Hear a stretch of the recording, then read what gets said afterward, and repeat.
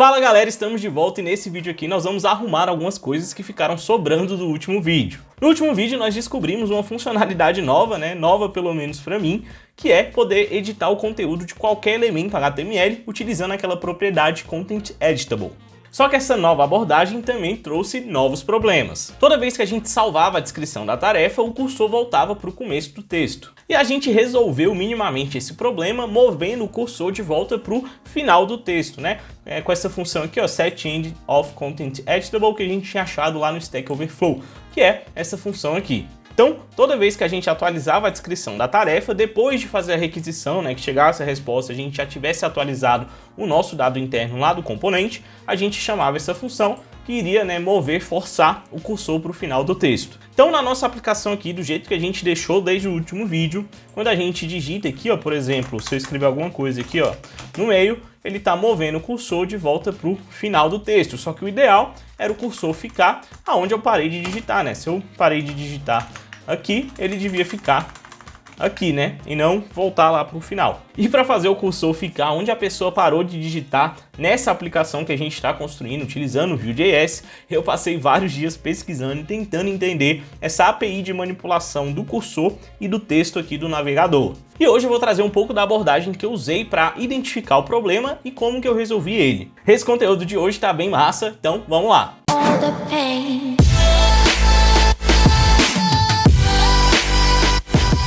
Para a gente resolver algum problema é sempre importante a gente tentar entender por que ele está acontecendo. Você não precisa necessariamente entender em qual linha exatamente está o motivo do problema, até porque hoje em dia a gente utiliza muitas bibliotecas de terceiros e isso acaba dificultando um pouco você conseguir investigar a fundo algum problema. Por exemplo, nesse código aqui, que a gente está chamando toda vez que a gente digita alguma coisa lá naquele campo de texto, só olhando esse código dá para a gente dizer que a gente está utilizando o Quasar, o Vue.js, o Axios para fazer a requisição, e o Axios, o Vue e o Quasar utilizam outras bibliotecas por trás, então existem ali vários códigos de terceiros que a gente, se fosse tentar entender, iria gastar um bom tempo. Beleza? Então não é simples você entender cada exato pedaço de código que você está usando na sua aplicação. E aí, quando a gente esbarra em algum problema, o que a gente faz é levantar algumas hipóteses, testar essas hipóteses e ir eliminando as opções. Então, voltando para o nosso problema inicial, que era o seguinte, quando a gente atualizava a descrição,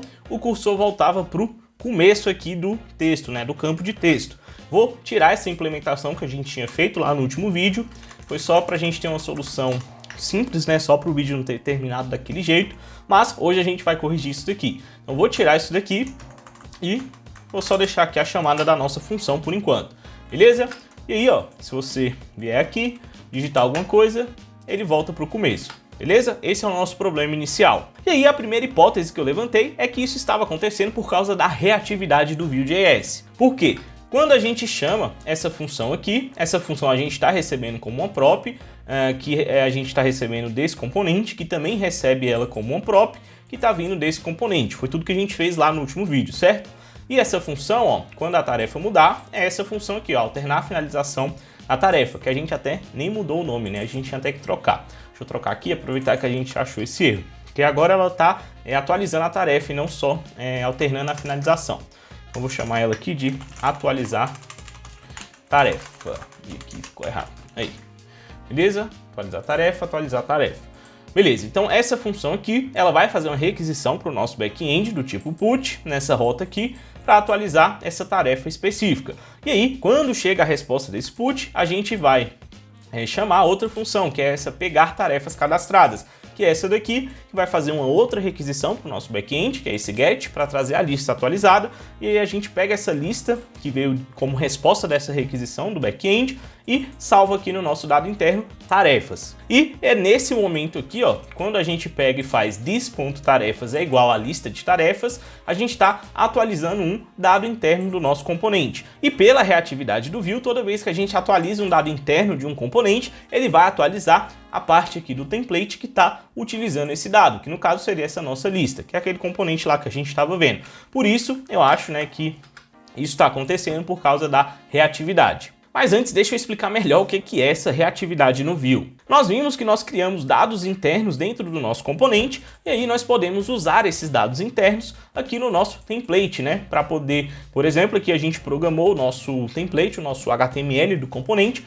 para reagir a esse dado, né? Utilizar esse array de tarefas que a gente está populando, né, com os dados que vêm lá do back-end. Então, de uma forma ou de outra, a gente pode dizer que o nosso template ele está programado para reagir a esses dados internos, né? Para utilizar esses dados internos do componente. Como o template está usando dados internos do componente, né, que são dados que estão aqui do lado do JavaScript, que está representando esse componente, toda vez que esse dado interno mudar, o Vue.js vai automaticamente atualizar na tela, né, a parte do template que foi renderizada que está utilizando esse dado. Beleza? Essa atualização automática aqui da tela, né, que está sendo exibida no navegador, é o que a gente chama de reatividade, beleza? O template ele é reativo aos dados internos do componente. O Vue.js cuida de atualizar o DOM do navegador para a gente automaticamente, com base nos dados do componente que a gente está usando no template. Aí a gente só atualiza os dados, que é o que a gente fez aqui ó, na linha 46, a gente está atualizando um dado interno e deixa que o Vue.js se vira lá para atualizar o DOM do navegador. E já que eu mencionei o DOM, deixa eu explicar aqui o que é rapidamente, só para você entender algumas coisas que a gente vai fazer nesse vídeo. Tem muita gente que vai desenvolver para web e não tem a mínima noção do que é o DOM. E a melhor explicação sobre o DOM que eu já achei na internet foi nesse curso aqui ó, do Web Fundamentals da Google, nessa página aqui, ó. Só você pesquisar por desenvolvimento do modelo de objeto.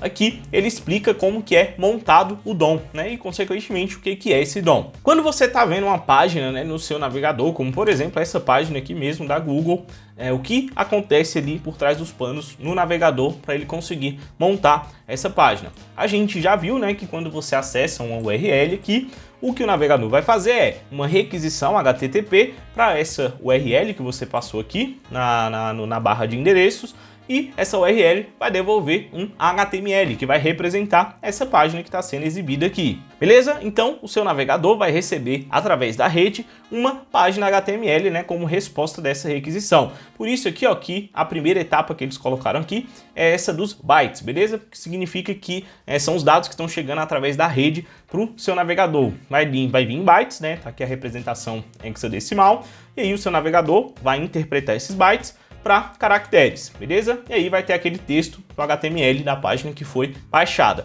Se você olhar aqui ó, no nosso app, vem aqui na aba de Network, deixa essa opção All marcada, dá um F5 aí, você vai ver ó, que a primeira requisição foi feita aqui para essa URL barra, né? No caso vai ser para a URL que tiver ali na barra de endereço, no nosso caso essa barra aqui.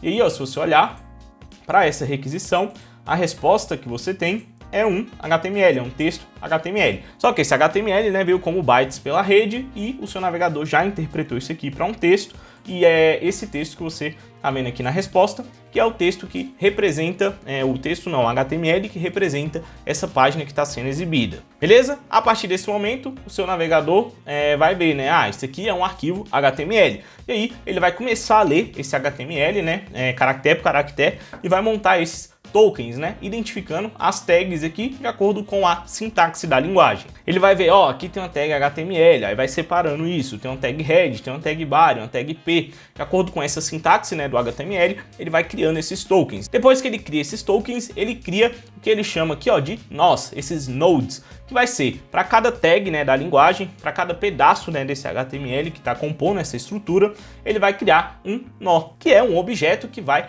representar essa porção, né, esse elemento do HTML. E aí, com os nós criados, o navegador vai criar o DOM, que é essa estrutura em árvore aqui, que representa a hierarquia desse HTML, desse documento. Nesse código de exemplo aqui, ó, dessa página, a gente tem ó, a tag HTML, dentro dela a gente tem uma tag head, dentro dessa tag head a gente tem uma tag meta, tem uma tag link, dentro da tag HTML a gente também tem uma tag body, dentro do body a gente tem um p e tem uma div, dentro desse p a gente tem um texto, depois tem um span, que tem um texto,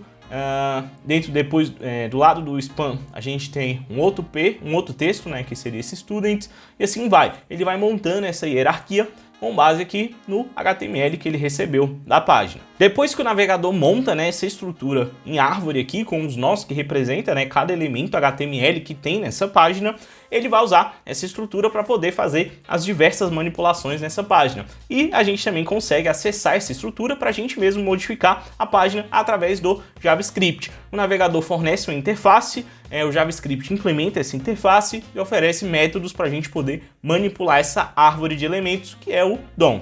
Beleza? Então quando a gente fala que com o JavaScript a gente consegue manipular uma página, né, apagar elemento, criar elementos, modificar propriedades de algum elemento, é por causa do DOM. O JavaScript fornece métodos para a gente poder acessar essa estrutura de árvore aqui, que representa a página que está sendo exibida. Mais pra frente a gente vai voltar nesses conceitos aqui dos nós, esses nodes e essa estrutura em árvore também do DOM. Mas eu só quero que você tenha em mente, por enquanto, que o DOM ele vai representar a página que está sendo exibida. E ele tem essa estrutura em árvore, né? A gente tem um elemento que vai podendo ter vários filhos, cada filho pode ter outros filhos, e aí a gente vai montando uma árvore de acordo com a hierarquia, né, do HTML que está sendo exibido na página. Só que como nós vimos, né, esse tipo de aplicação que a gente está construindo aqui utilizando o Quasar e o Vue.js, né, é uma aplicação de página única. Essa primeira página, né, esse HTML principal que foi baixado aqui na primeira requisição que o navegador fez, ele vem aqui, ó, bem vazio. Se você olhar, esse HTML não tem muita coisa. Dentro do body, né, que tem todo o conteúdo visível da nossa página, a gente só tem uma div e dois scripts aqui, ó, JavaScript sendo carregados. E isso é porque o JavaScript vai controlar toda a nossa página, né, através dessas manipulações aí do DOM. Então todos esses elementos que você está vendo aqui, que foram renderizados nessa página com a ajuda do Quasar e do Vue.js, foi tudo controlado pelo JavaScript. Só que para fazer essas manipulações do DOM, né, essas atualizações da página, quando a gente cria um novo elemento, quando a gente marca aqui um elemento, para fazer tudo isso, o Vue.js utiliza uma outra abordagem, ele usa um Virtual DOM. O que significa isso? Significa que a gente não precisa manipular o DOM diretamente, a gente vai deixar o Vue.js cuidar disso pra gente. Só para você ter uma ideia, essa aqui é a documentação da API do DOM, beleza? A gente acessa o DOM com esse objeto document. Tá até escrito aqui, ó, na documentação que ele serve, né, como um ponto de entrada para o conteúdo da página, que é a árvore do DOM. Em qualquer página que você tiver aí no seu navegador, se você abrir aqui o console e digitar aqui, ó, document, você vai ter acesso a esse objeto global que está representando essa página que está sendo renderizada aqui no navegador. A partir desse document aqui, você pode fazer o que você quiser com essa página. Você pode acessar qualquer elemento aqui dentro, modificar as propriedades dele, apagar, criar novos elementos, tudo através desse DOM. Mas se você olhar no código que a gente escreveu, a gente não está usando nenhum document, nenhum componente desse aqui, a gente usou o document. Por quê? Porque o Vue.js que cuida de fazer essa manipulação do DOM, então a gente não manipula o DOM diretamente, beleza? E a estratégia que ele usa é de criar um Virtual DOM. Todo esse template que a gente escreve aqui para o nosso componente, ele está seguindo uma sintaxe específica do Vue. Por exemplo, né, esses componentes aqui, ó, customizados que a gente que cria, esses dois pontos aqui, ó, para fazer o vbind. Deixa eu pegar outro componente aqui. Cadê? Esse @input, esse vhtml, o vif, tudo isso são diretivas, né, são funcionalidades do Vue.js, isso não é do HTML. Esse template que a gente escreve dos nossos componentes, ele vai ser compilado para um HTML no final. Mas esse processo aí, né, de compilação, na verdade o Vue.js ele vai pegar esse elemento aqui e vai transformar ele, vai compilar ele para um objeto JavaScript que vai representar essa mesma estrutura, beleza? Que é o que eles chamam lá de nós virtuais, né? Virtual Nodes. E aí, com esse objeto JavaScript em mãos, que foi criado a partir desse template que a gente definiu aqui, é que ele vai ver o que ele tem que mudar no DOM para poder exibir isso na tela, beleza? Então, por isso que a gente não manipula o DOM diretamente aqui no nosso código Vue. A gente deixa o Vue.js fazer isso para a gente. E ele faz isso utilizando essa abordagem do Virtual DOM, onde ele vai pegar esse código do nosso template, transformar em um objeto JavaScript e internamente vai transformar esse objeto JavaScript, esse virtual, né, esse objeto virtual, em um HTML que vai ser realmente, né, inserido na árvore do DOM do navegador. E aí, voltando para a questão da reatividade, toda vez que a gente tem um dado interno e esse dado interno muda, né, como a gente está fazendo aqui na linha 46, quando o dado interno muda, o Vue.js vai recompilar a parte do template que utiliza esse dado interno, beleza? Então aí ele vai gerar um novo objeto JavaScript, né, um novo Virtual Node, para poder comparar com o DOM atual, essa parte do DOM atual, com a versão nova que foi atualizada, para ele ver o que ele tem que mudar ir realmente aplicar no DOM original, no DOM da página, para ele refletir essas mudanças. Então, toda vez que a gente muda um dado interno, o Vue.js vai automaticamente atualizar o DOM para a gente. Beleza? Por que eu estou te explicando tudo isso? Para você entender a minha hipótese. Olha aqui, ó, toda vez que a gente edita, né, alguma coisa aqui, ele move o cursor para o começo. Isso é estranho. E eu achei, a minha hipótese, né, que eu levantei, é que isso estava acontecendo por causa da reatividade. Quando a gente faz essa requisição, aqui ó, no componente de lista, quando a gente chama essa função, quando a tarefa mudar, que é essa função que a gente está recebendo como a prop, que é essa função aqui, ele vai chamar essa função, aí depois quando chega a resposta ele chama essa daqui, e essa função vai alterar um dado interno, então isso aqui vai disparar a reatividade. Então, como é que a gente faz para testar se é realmente a reatividade que está causando aquele problema? Simples, a gente tira a parte que dispara a reatividade e vê se vai continuar acontecendo um problema. No nosso caso, é essa função aqui, né? Depois que chega a requisição, a resposta da requisição, que está disparando a reatividade, porque a gente está alterando aqui ó, o valor desse dado interno. Então, para a gente testar, eu vou só comentar ó, esse dem que chama essa função, beleza? Nesse caso aqui, ó, ao comentar isso daqui, ele vai fazer a requisição do put, né, para atualizar a tarefa lá no nosso back-end, só que ele não vai chamar essa função que está atualizando a lista de tarefas. E aí, vamos testar agora, né, para ver se ele vai continuar dando aquele problema. Ó, vou digitar aqui no meio, ó, da linha, perceba, ó, que aqui eu acho que ele deve ter feito a requisição, ó, ele fez o put, enviando aqui ó, o xxx que eu escrevi e o cursor ficou aqui, ó, se você não percebeu, vou digitar de novo ó, uns traços aqui e ó, o cursor continuou aqui, ó, se você olhar. Então, provavelmente, realmente é a reatividade que está causando esse problema. Beleza? Então, muito provavelmente a minha primeira hipótese está certa. Só que sem a reatividade, a lista não é atualizada. Se eu fechar isso aqui, ó, você vai ver que aqui, nesse nosso preview aqui, ainda está o conteúdo antigo. E se eu volto aqui, ele também sumiu. Embora lá no banco de dados vai estar o que a gente enviou, porque a gente fez a requisição put aqui. Se a gente atualizar, ó, dar um F5 aqui, você vai ver que vai vir o que a gente tinha escrito antes. Beleza? Mas ele não atualiza pra gente aqui. Porque ele só faz a requisição e não atualiza o dado, né, interno que a gente está utilizando. Então, só tirar a reatividade não é uma solução. Uma coisa que a gente poderia tentar é o seguinte, a gente vai, quando a pessoa digitar ali alguma coisa, lá naquela função que a gente estava vendo, a gente vai fazer a requisição para o back-end, né, para fazer a atualização, só que aí a gente não vai disparar aquela função que traz a lista atualizada, né, que faz outra requisição para pegar a lista atualizada. Aí a gente tenta mudar só a descrição da tarefa que mudou aqui no front-end, beleza? A gente já mandou para o back-end, ele já salvou, aí a gente só muda no front-end. Vamos tentar fazer isso daqui. Então, tô aqui no meu componente de lista, tá? Que é o que realmente monta cada item da lista, monta a nossa lista. E aqui, ó, na função que está sendo chamada toda vez que a gente digita alguma coisa, né, dentro daquele campo de texto, daquela div, a gente vai aqui, ó, quando a gente chamar essa função, a gente vai encadear aqui um ponto dem para quando chegar a resposta dessa função, dessa requisição, aí a gente vai alterar o valor dessa tarefa, porque aqui a gente tem o objeto da tarefa que foi modificado, né, que a descrição foi modificada. Então aqui a gente pode tentar fazer assim, ó, tarefa.descrição recebe nova descrição. E aí, como a gente já está atualizando aqui a propriedade de descrição do objeto tarefa, né, que é a tarefa que foi trocada lá no nosso front-end, a gente não precisa mais fazer essa requisição aqui, ó, esse dem que já está comentado. Vou deixar ele comentado aqui ainda, porque a gente não precisa pegar essa lista atualizada, porque a gente já tem aqui a nova descrição que foi enviada para o back-end, né, e esse código aqui só vai ser rodado se realmente, né, o back-end salvou. Então a gente pode assumir isso daqui, vamos testar para ver se vai funcionar, se não vai disparar a reatividade aqui também. Vamos lá. Então, ó, vou apagar isso daqui, vamos ver. Cursor voltou para o começo, então isso também não funcionou. Provavelmente por a gente estar mudando, né, uma propriedade de um objeto que está em um array e esse array está reativo, né, que é o array de tarefas, que está aqui ó, como um dado interno do componente. Então provavelmente fazer essa atualização aqui, mesmo que seja só de uma propriedade de um elemento desse array, tá disparando a reatividade. Então isso aqui também não vai dar para a gente usar. Mas eu lembro de experiências anteriores que a reatividade do Vue.js ela não é disparada para alguns casos onde você está utilizando objetos ou arrays no JavaScript. Daí eu fui olhar na documentação para ver se eu achava alguma coisa.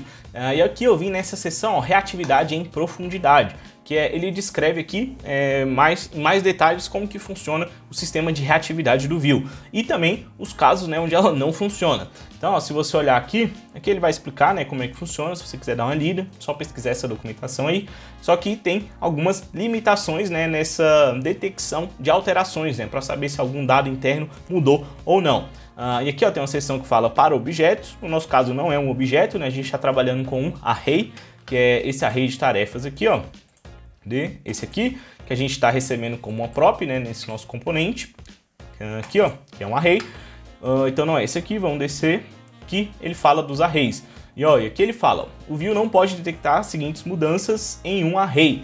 Quando você define diretamente um item em um índice, ou seja, quando você modifica um índice específico de um array, ou quando você muda a propriedade length do array. Isso aqui, nem sei porque alguém faria isso, mas tudo bem. Aí eu pensei, cara, dá pra gente mudar o valor de um índice, né, do array pela posição dele e ver se isso aqui não vai disparar reatividade. Pela documentação tá falando que não vai disparar, porque é uma limitação do sistema de reatividade. E essa limitação é justamente, né, o que a gente está procurando. A gente não quer disparar a reatividade, porque a gente viu que a reatividade está movendo aqui o cursor para o começo.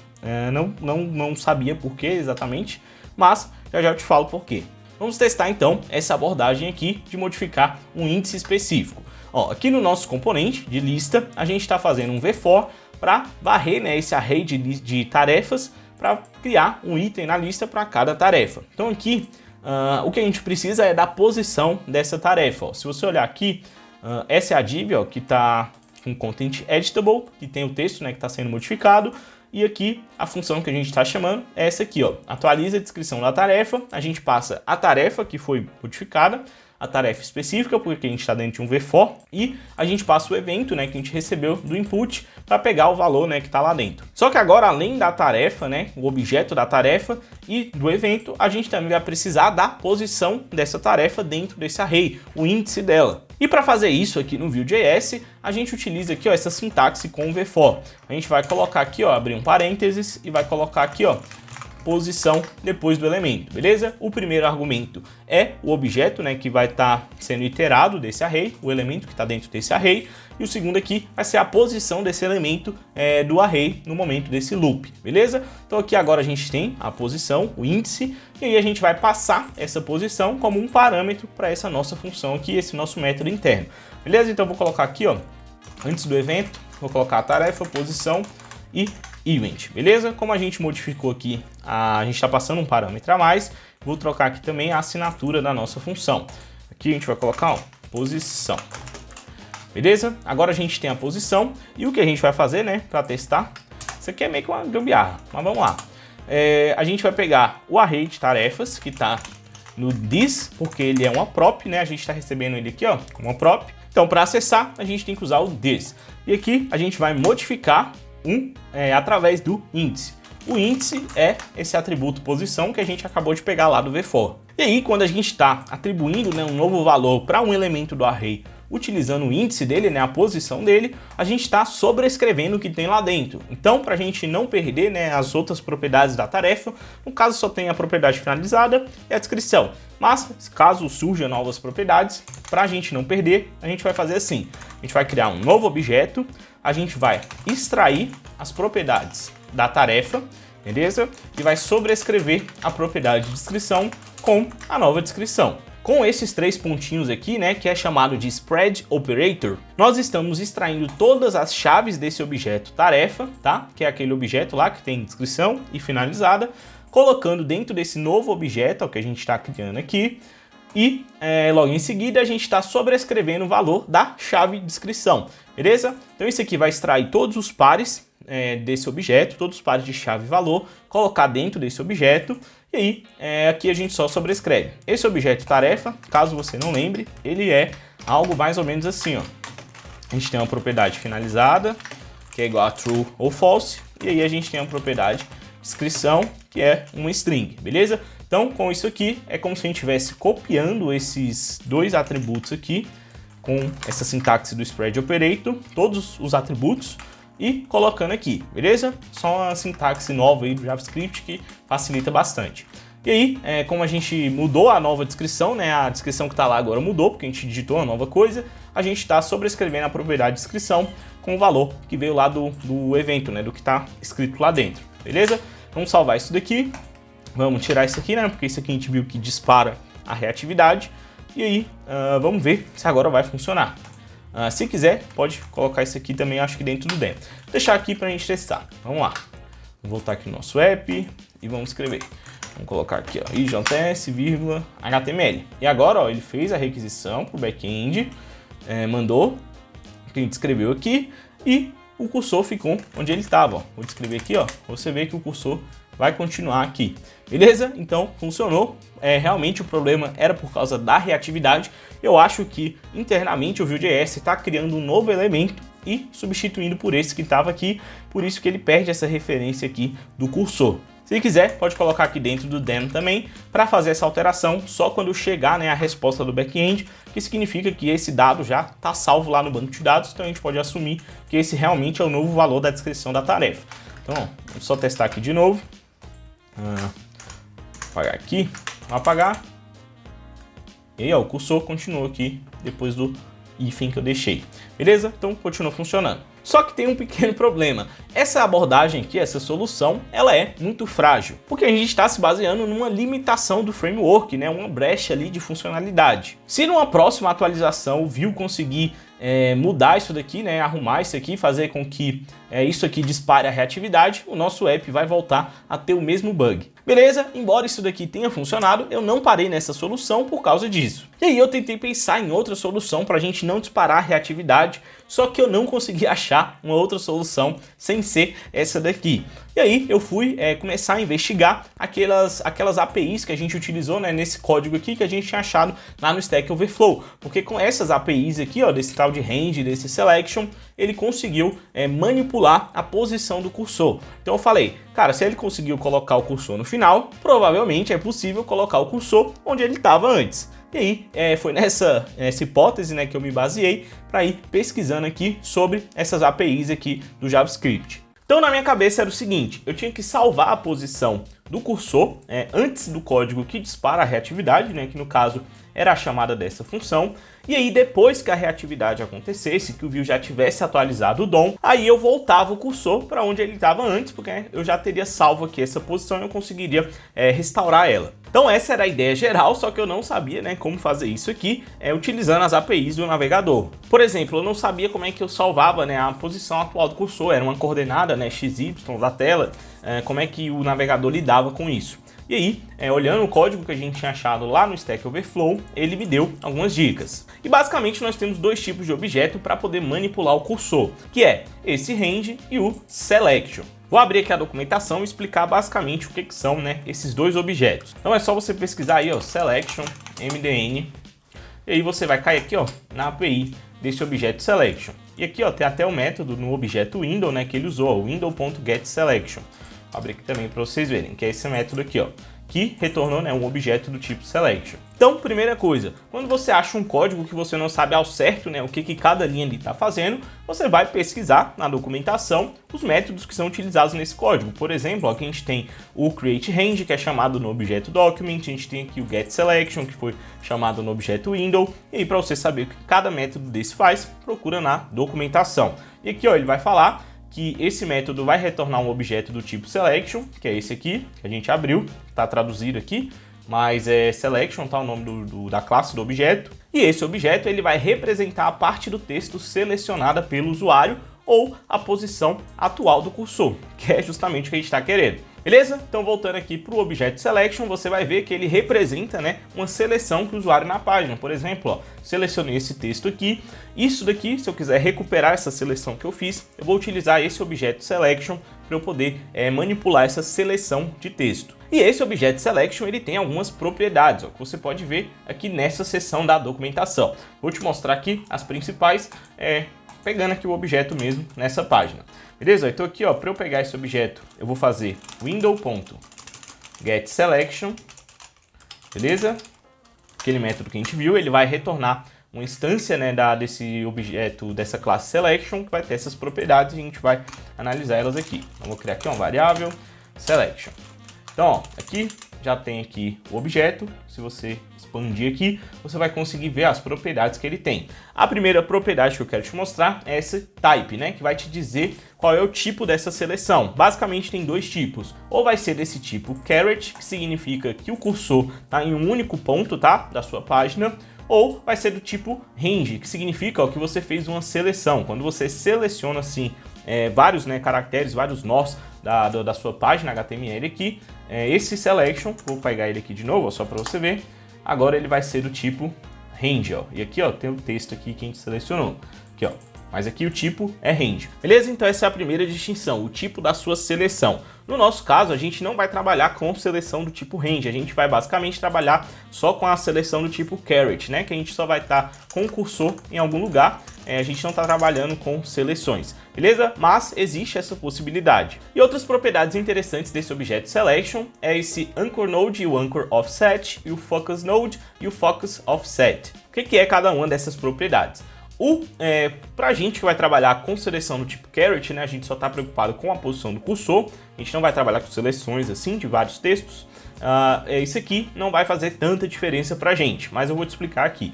Esse anchor node, ele é o nó, beleza? O nó do DOM, lembra lá do DOM, né, que a gente viu? Cada tag, né, HTML, cada pedaço do seu HTML, cada texto vai virar um nó, né, na hora de criar o DOM, para ele poder montar essa árvore. Então, esse nó, esse anchor node, é o nó âncora, beleza? É onde você começou a fazer a sua seleção, beleza? E o offset serve para você achar em qual exata posição dentro desse nó apontado pelo anchor node que você começou a sua seleção, beleza? Como assim? Vou selecionar um texto aqui, ó, para você ver. Vou pegar essa parte aqui. E, ó, vamos fazer aqui um window.getSelection. Se você ver aqui, ó, o anchor node, ó, quando eu passo o mouse aqui, ele já mostra aqui para mim na página que está sendo exibida. Então, ó, o nó que eu comecei a seleção é esse nó de texto aqui, beleza? Tá vendo aqui, ó, é um text node. E o offset, ó, é 11. Por quê? Porque eu comecei a selecionar 11 caracteres a partir do começo desse nó. Se você contar aqui, ó, o R, ó, vai dar 1, 2, 3, 4, 5, 6, 7, 8, 9, 10... 11, beleza? Então, esse 11, esse offset, é a quantidade de caracteres que a gente vai pular do começo do nó, para eu saber aonde que está a exata posição que eu comecei a minha seleção, beleza? Então, esse offset aqui é importante. E o focus node, ele vai te dizer aonde que a sua seleção termina, né? Qual nó do DOM, né? Dentro da árvore do DOM, onde a sua seleção terminou, beleza? Nesse caso aqui que eu tinha selecionado, que é isso que a gente está vendo aqui, o final da seleção ainda estava no mesmo nó. Mas ele poderia estar em outro nó. E o focus offset vai te dar aquela mesma distância, né, do começo do nó para onde você parou a seleção, e aí você consegue saber onde a sua seleção começou e onde ela terminou. E por que a gente precisa desses dois nós, né? O nó de âncora e o nó de foco, que seria o do começo e o do final. Porque a gente pode selecionar um texto, né, na página toda. Por exemplo, ó, deixa eu pegar aqui que eu acho que vai ficar mais fácil de ver. Nesse caso aqui, ó, eu selecionei vários nós. Aqui a gente deve ter uma div, algum parágrafo, alguma coisa assim que separa esses elementos. Então, a seleção não está no mesmo nó. Vou pegar aqui, ó, deixa eu limpar a tela. Vou rodar o selection de novo para você ver a nossa seleção. Então, o anchor node, que foi onde a gente começou a seleção, é esse nó de texto, ó, que está sendo destacado ali, ó, na página. E o focus node, que é esse outro texto aqui, ó, é o último texto, ó, o último nó de texto que tem aqui da nossa seleção, beleza? Então, você pode selecionar qualquer nó dentro da árvore do DOM. E o objeto selection você vai saber qual nó começou, qual nó terminou e qual é, né, o offset, né, a partir daquele nó, quantos caracteres você tem que pular para achar o real fim do seu cursor, onde ele está. Beleza? Só um detalhe em relação ao offset, que essa questão que eu expliquei de pular a quantidade de caracteres só vai valer, né, se o seu nó de âncora ou nó de focus, depende do offset que você está olhando, for do tipo text node, beleza? Como a gente viu aqui, ó, quando ele está montando o DOM, né, o navegador, basicamente a gente tem dois tipos de nós. Ou é um nó de elemento, né, que vai ser os nós que vão representar tags do HTML, qualquer tag HTML vai ser um nó de elemento, ou vai ser um nó de texto, beleza? Que é quando você tem um texto, por exemplo, ó, dentro de um parágrafo você tem um texto lá dentro. esse texto que está dentro do parágrafo é um text node, ó, que seria, no caso, esse hello. Esse span já vai ser um element node, o que está dentro do span vai ser um text node, que é o que está mostrando aqui, ó, por essa diferença aqui do elemento no diagrama. Então, se você tem um text node, você vai pular a quantidade de caracteres. Se o seu anchor node ou focus node for um elemento e não for um text node, você vai pular a quantidade de filhos desse elemento, beleza? Isso é o que vai diferenciar esse offset, mas isso aí é só se você for trabalhar com seleção, que como a gente já viu, não é o nosso caso. Para o nosso caso, que a gente vai trabalhar só com a posição do cursor, não vamos trabalhar com seleção, né, de vários nós, o nosso Anchor Node e o Focus Node geralmente vão ser sempre os mesmos, beleza? E aí é o que a gente fala, ó, que essa seleção está colapsada, ela está centralizada em um único ponto. O nó e o offset de começo é o mesmo do nó e offset do fim, o Anchor e o Focus, beleza? Ó, por exemplo, ó, vou clicar aqui, a gente não tem nada, ó, assim a gente está selecionado. Quando eu clico aqui, que é para estar entre esse o O e o D aqui desse node, a gente vai ter uma seleção do tipo caret. Toda vez que for uma seleção do tipo caret, a sua seleção vai estar colapsada. E você pode checar isso aqui com essa propriedade isCollapsed, ó, ela vai para true. E se você olhar, o anchor node é igual ao focus node e o offset, o anchor offset, é igual ao focus offset, beleza? Só para você entender aí o jeito que a gente vai trabalhar. Outra coisa importante sobre o Object Selection é que ele é composto por vários intervalos, beleza? Que é chamado aqui, né, em inglês, intervalo é chamado de range. E aí você pode ver quantos intervalos tem na sua seleção com essa propriedade aqui, ó, range count. Por exemplo, nesse nosso caso, o range count aqui é 1. Sempre que você tiver uma seleção do tipo caret, provavelmente vai ser 1. Mas o que seria esse range? Para te explicar, eu vou fazer aqui, ó, uma seleção. Eu vou selecionar esse texto, vou apertar Ctrl, segurar o Ctrl, vou selecionar outro texto, beleza? Ó, esse aqui, provavelmente você já fez isso aí em alguma página. Isso aqui é uma única seleção, beleza? Assim que o navegador resolveu abstrair isso daqui, essas 4 seleções que eu fiz, na verdade é um Object Selection, e dentro desse Object Selection a gente tem 4 ranges, beleza? 4 intervalos de seleção, seria mais ou menos isso. E ó, se eu, deixa eu limpar aqui, pegar o Selection de novo, você vai ver agora, ó, que a gente tem 4 ranges, ó, o range count aqui tá igual a 4, que são essas 4 seleções que eu fiz, beleza? Então, um selection, um objeto do selection pode ter vários ranges. Para o nosso caso, a gente vai trabalhar só com um range, porque a gente vai estar trabalhando com aquele tipo de caret. A gente não vai ficar fazendo essas seleções aqui, até porque eu acho que nem tem essa opção. Tem, mas não vamos trabalhar com isso para simplificar aqui a nossa implementação.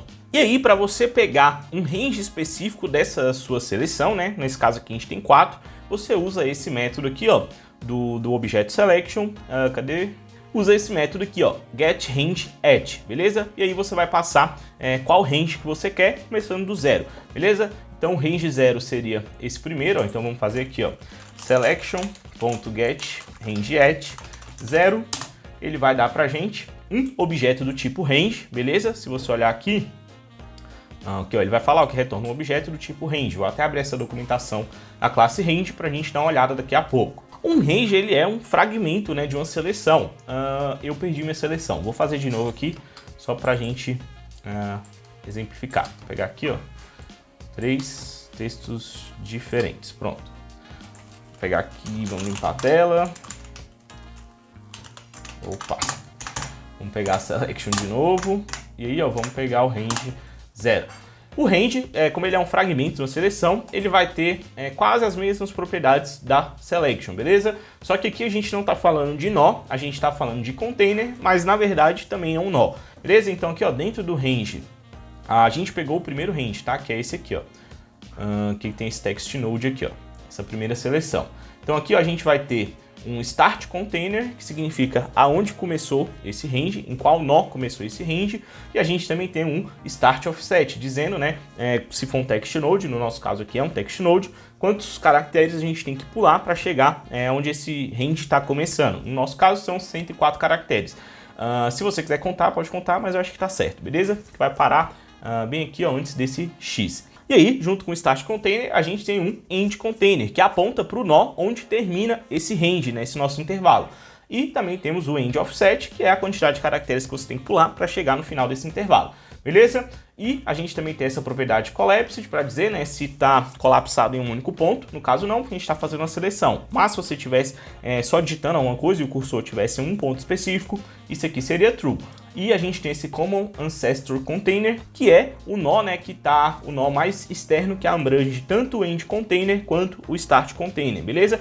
É como se fosse o elemento mais externo na árvore que tenha esses dois elementos juntos. Beleza? Só uma explicação aqui para você entender como que funciona basicamente nesses dois tipos de objetos que a gente vai ter que usar aqui para manipular o cursor ou uma seleção. Beleza? Então com essa explicação aqui, agora a gente já consegue entender esse código aqui, ó, que a gente tinha achado lá no Stack Overflow. Então vamos dar uma olhada. Ó. A primeira coisa que ele faz é criar um range. Ó. Deixa eu separar aqui. Então o que ele está fazendo aqui na linha 7, ele está criando um novo range. Se você olhar, ele está chamando esse método createRange no objeto document. O document, como eu falei, ele é um objeto que te permite acessar o DOM, né? A estrutura do DOM, que é essa documentação aqui.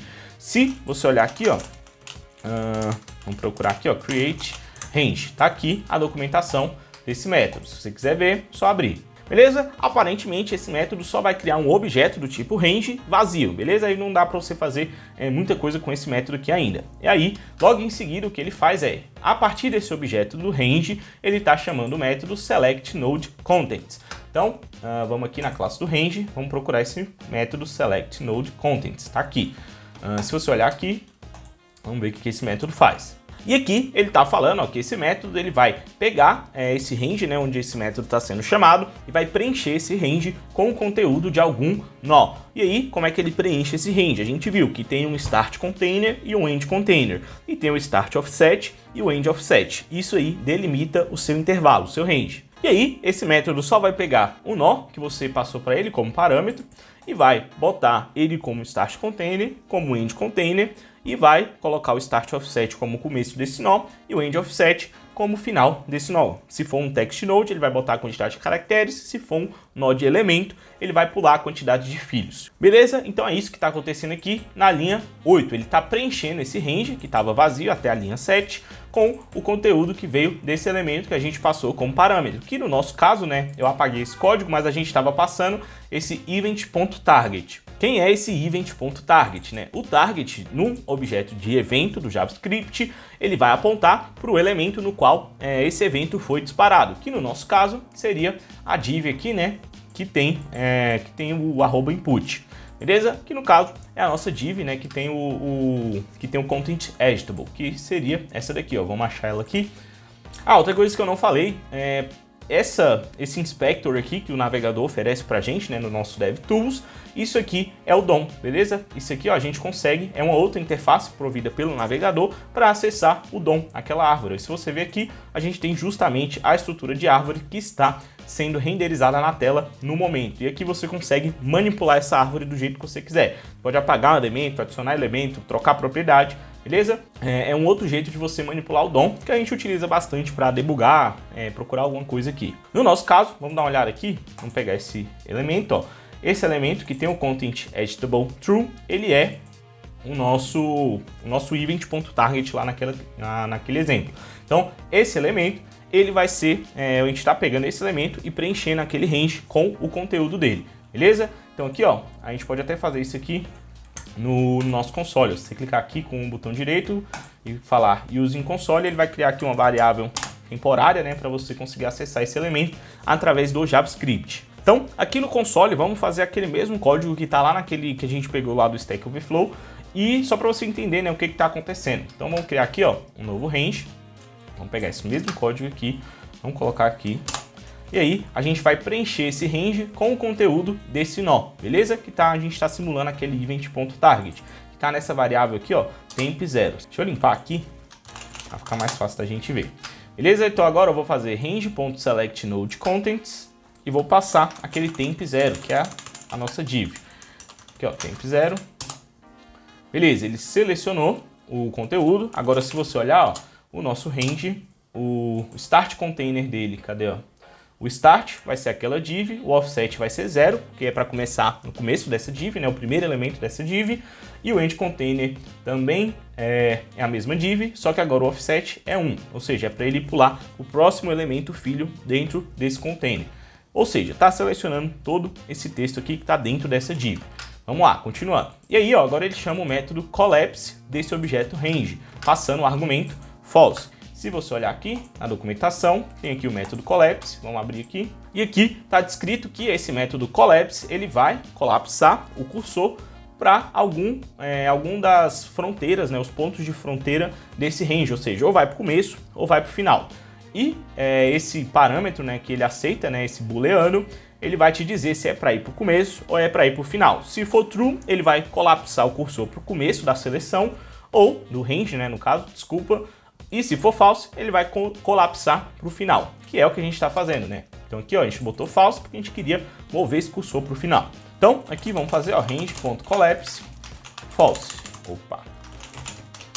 Beleza? Então, só que perceba que nada aconteceu na tela, porque esse range, ele tá, como é que eu posso dizer? Ele não está aplicado no objeto da seleção, beleza? A gente só criou um range aqui, tá na memória do navegador, mas ele não está aplicado. E é justamente isso que ele vai fazer, ó, em seguida. Ele pega a referência para o objeto selection, que é um objeto global, beleza? Só pode ter uma seleção na página, por isso que ele é global e fica dentro desse objeto window. Então a gente vai pegar esse selection, acho que a gente já tinha ele aqui. Vamos ver. Cadê selection? Opa! Não, aqui a gente não tinha. Então vamos fazer assim. Vamos fazer selection. Oxi, é igual a window.getSelection. E aí a próxima coisa que ele faz é remover todos os ranges, todos os intervalos que estiverem dentro dessa seleção, ele vai remover. Lembra, né? Com seleção pode ter vários intervalos. Então o que ele faz é remover todos e logo em seguida adicionar o que ele criou aqui, que está apontando para aquele elemento. Então só para você ver, ó, vamos aqui na documentação do objeto selection, vamos achar esse método aqui, ó, remove all ranges. E aqui está descrito, ó, remove todos os intervalos. Não vou nem abrir aqui não, porque provavelmente ele só deve realmente apagar todos os intervalos dentro do objeto selection. Logo em seguida ele faz um add range. Cadê aqui, ó? O add range, ele aceita um objeto range que vai ser adicionado na seleção. Então, vamos voltar aqui no nosso código. O que a gente vai fazer é selection.remove all ranges, beleza? Tiramos todos, se tivesse algum.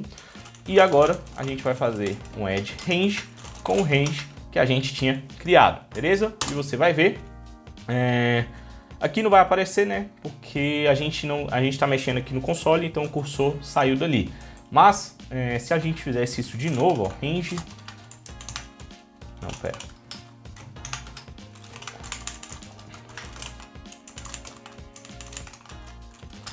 Zero.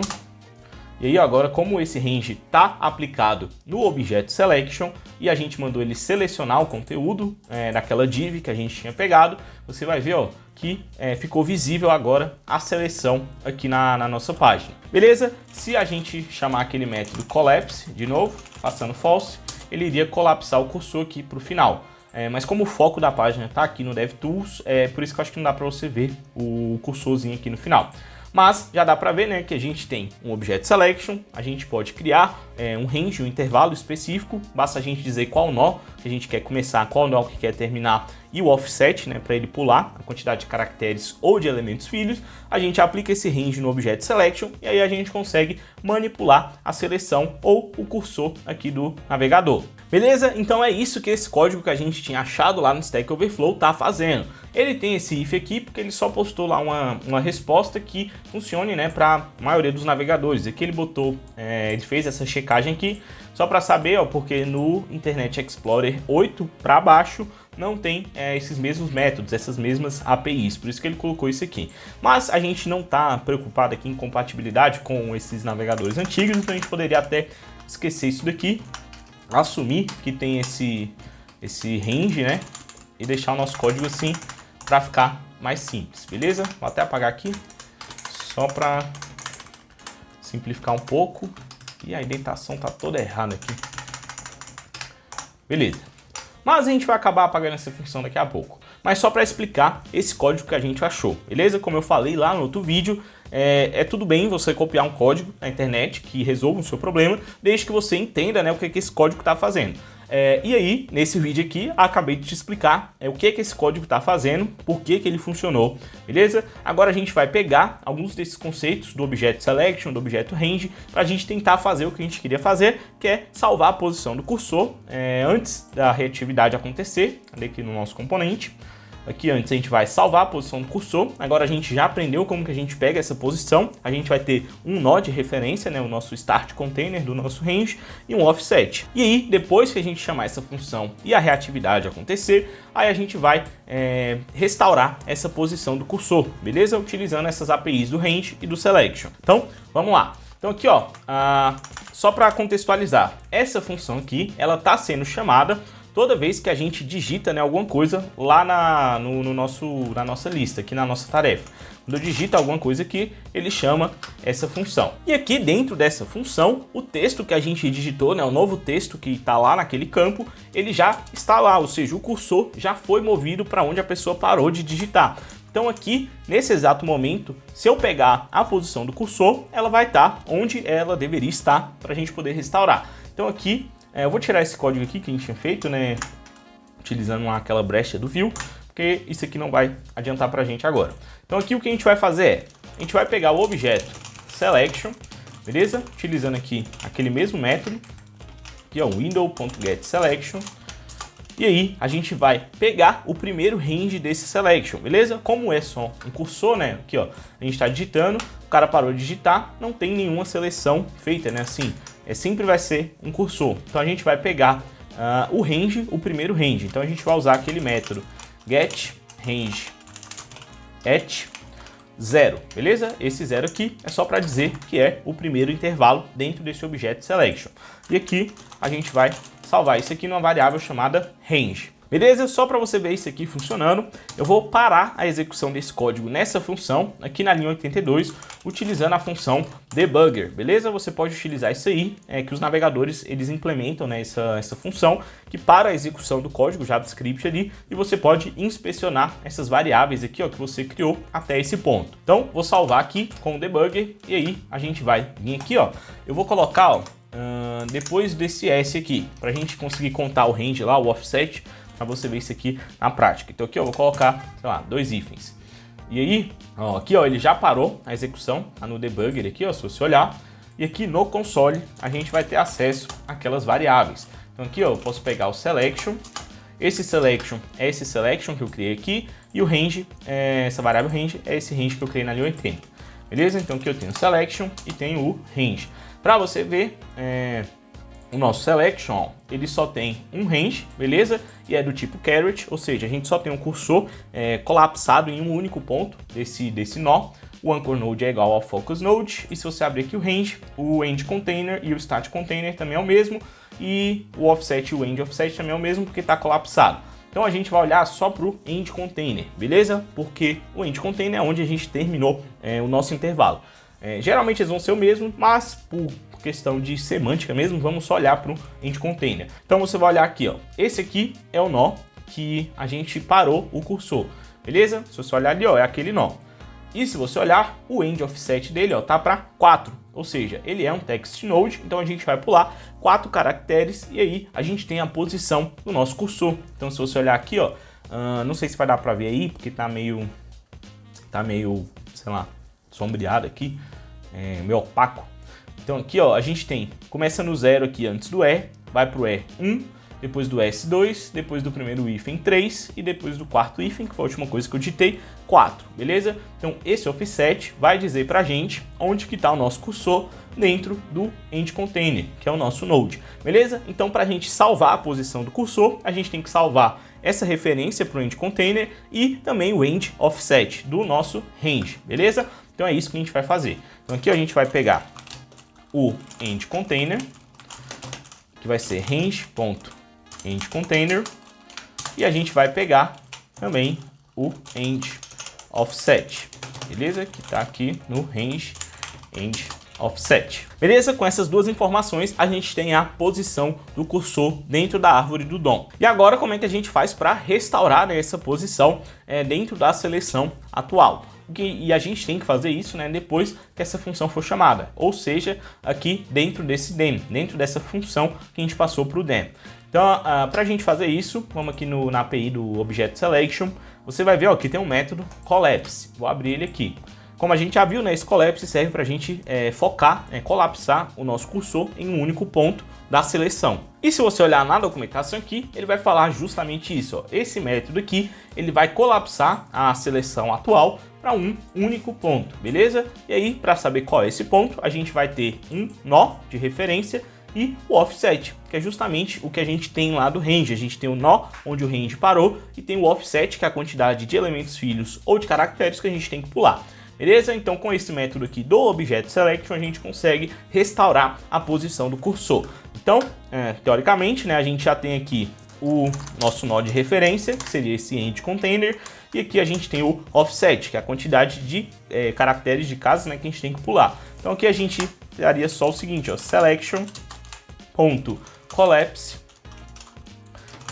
e aqui a gente passaria o end container e aqui o end offset. Em teoria, isso aqui seria a restauração do cursor, mas isso aqui não vai funcionar. Eu fiquei quebrando cabeça com isso daqui e eu vou te explicar por quê. Beleza? Vou tirar o debugger aqui para a gente testar. Vou deixar só comentado, que talvez a gente vai ter que usar ele daqui a pouco, para a gente testar essa abordagem. Só que a gente tem que fazer só uma coisa aqui, né, que a gente deixou comentado a parte do código aqui, ó, que vai disparar a reatividade, né? Se a gente rodasse desse jeito, iria funcionar, só que é porque estava comentado. Beleza? Então eu vou descomentar essa parte aqui, ó, que vai mudar o dado interno e vai disparar a reatividade, né, que era o que estava causando o problema. E aí a gente vai poder testar para ver se depois que a reatividade aconteceu, né, a gente está rodando aqui, depois que chega a resposta dessa função aqui, se a gente vai conseguir restaurar a posição do cursor. Vamos salvar, vamos voltar aqui para o nosso app, deixa eu dar play aqui, deixa eu dar F5 aqui, só por via das dúvidas. E agora, ó, vamos abrir aqui. Deixa eu apagar isso aqui e vamos ver o que vai acontecer. Ó, já deu errado, o cursor estava aqui e voltou para o começo. Ó. Deixa eu colocar ele aqui, vou apagar essa parte e o cursor volta para o começo. Por que que isso está acontecendo?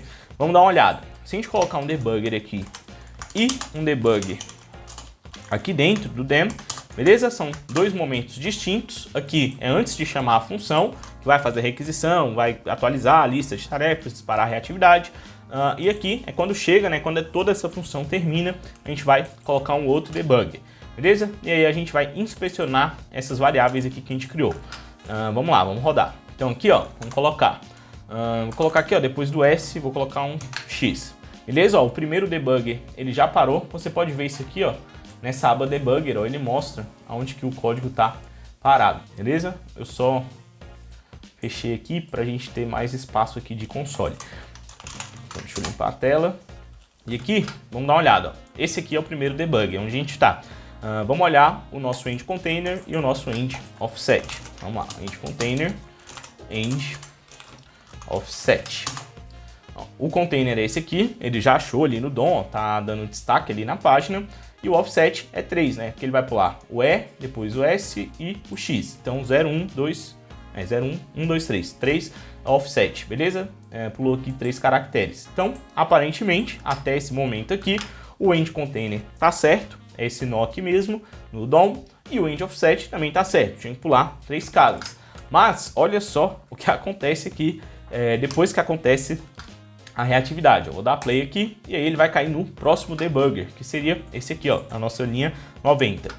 Se a gente inspecionar de novo, o nosso end container, ele vai estar aqui, e o nosso end offset vai estar aqui. Só que agora perceba que o end container, ó, quando eu passo o mouse aqui, ele não acha mais no DOM. Aqui, ó. Esse aqui, na real, era o problema dessa implementação que eu fiquei quebrando cabeça, só para você entender. Aqui ele achava o DOM, né? Aqui ele achava esse elemento no DOM. Aqui ele já não acha mais, beleza? Então, apesar da gente ter salvo esse end container antes da reatividade acontecer, e ter salvo o end offset, esse end container agora ele não faz mais parte do DOM, porque o Vue.js internamente ele removeu esse elemento do DOM. Eu acho que isso Acho que é como o Vue funciona mesmo nessa questão da reatividade.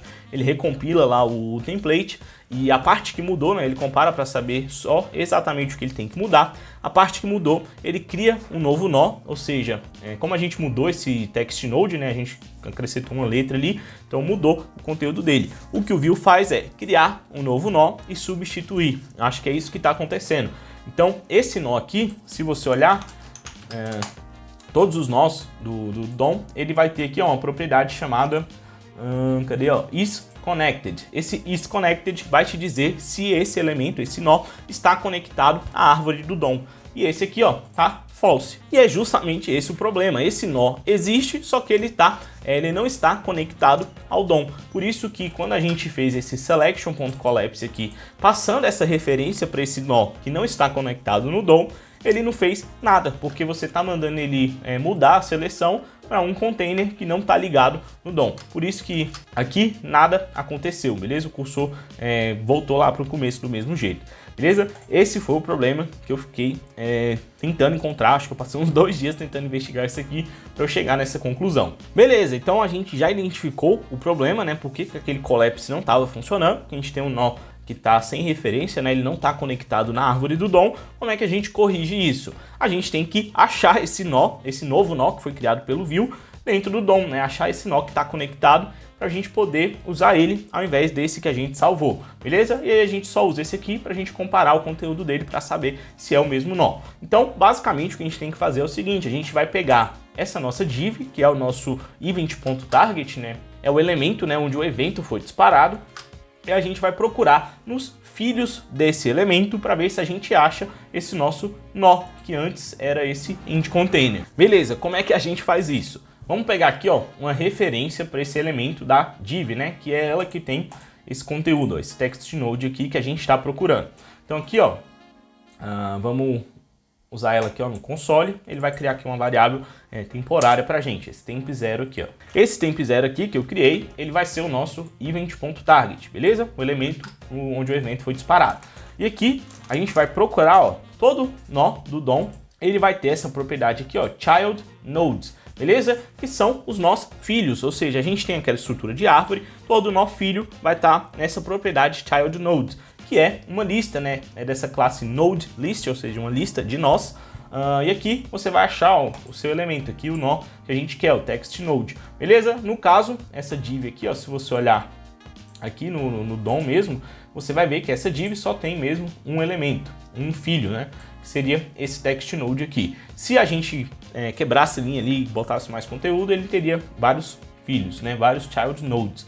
Então o que a gente tem que fazer é o seguinte: a gente tem que procurar por aquele end container que a gente tinha salvo antes do Vue fazer a reatividade, procurar dentro dessa lista child nodes dessa nossa div, né, que tem todo o conteúdo. Então o que a gente teria que fazer era assim, ó, temp0, aqui a gente vai pegar a propriedade child nodes, que a gente vai ter a nossa lista, e dentro dessa lista a gente vai procurar pelo nosso end container. Então a gente vai ter que fazer um laço de repetição para procurar por aquele container. Por quê? Porque a gente tem uma cópia que está desconectada do DOM e agora a gente vai usar essa cópia para a gente procurar ela, a versão nova dela, né, que está conectada no DOM dentro dessa nossa div. Então aqui dentro o que a gente tem que fazer é o seguinte: deixar o debug aqui, a gente vai fazer um laço de repetição em cima desse event.target aqui, beleza? Eu vou até criar uma nova variável aqui, vou chamar de editable element, beleza?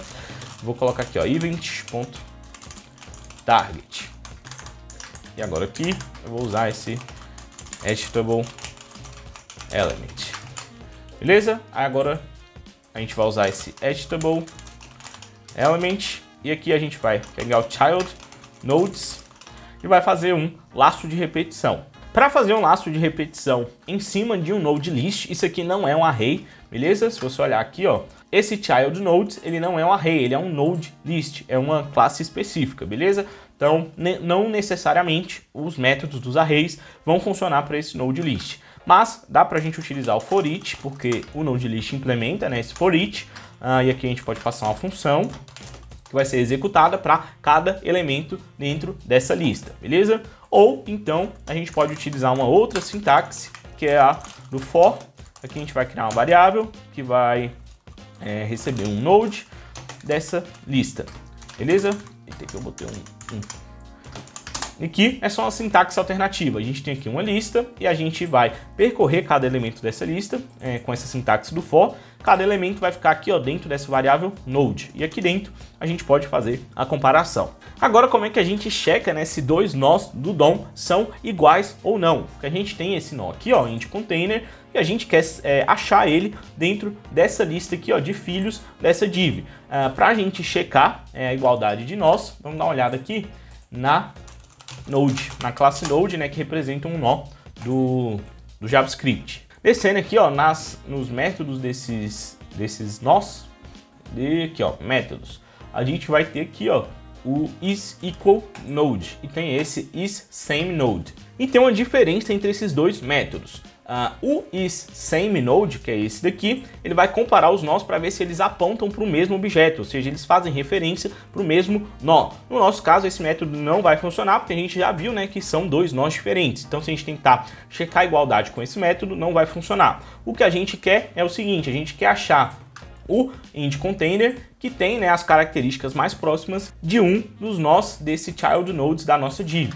Beleza? Então aqui a gente vai usar esse método isEqualNode. Se você olhar aqui a descrição desse método, ele vai falar, ele considera dois nós iguais quando eles têm o mesmo tipo, beleza? Então se for um text node, tem que ser um outro text node para dar certo. Se tem as mesmas características de definição, se for um elemento, no nosso caso é um text node, mas se for um elemento vai ser o ID, o número de filhos, e etc. E se os atributos, né, o próprio conteúdo que tem dentro desse nó for igual, beleza? Então esses aqui são os critérios para esse método considerar um nó igual ao outro, beleza? E é o que a gente vai usar. Então, aqui, ó, no nosso node, que a gente está pegando da lista de nós filhos da nossa div, a gente vai fazer o seguinte, ó, se o node, colocar aqui, né, if, então, se esse node for igual, equalNode, utilizando aquela função, a gente viu aquele método, e aqui a gente vai passar o nosso int container, beleza? Porque a gente está procurando, né, a nova versão que está conectada na árvore desse nosso int container. Então a gente vai comparar esse int container com cada nó filho da nossa div. E se isso aqui der certo, significa que a gente achou o nosso nó, certo? O nosso novo nó. Então aqui eu vou criar uma nova variável aqui fora, eu vou chamar de new node, beleza? Que é o novo nó que foi criado pelo view aí por causa da reatividade. Vou inicializar ele como vazio e aqui a gente vai fazer new node é igual a node, beleza? Porque se é igual a esse end container, significa que é o nosso novo end container. New node, talvez esse nome não esteja muito claro, então, sei lá, vamos colocar aqui, ó, new end container, só para deixar mais claro. Beleza? Se ele achou, aí a gente se ele já achou de cara, a gente nem precisa continuar esse loop. Então a gente pode fazer um break, beleza?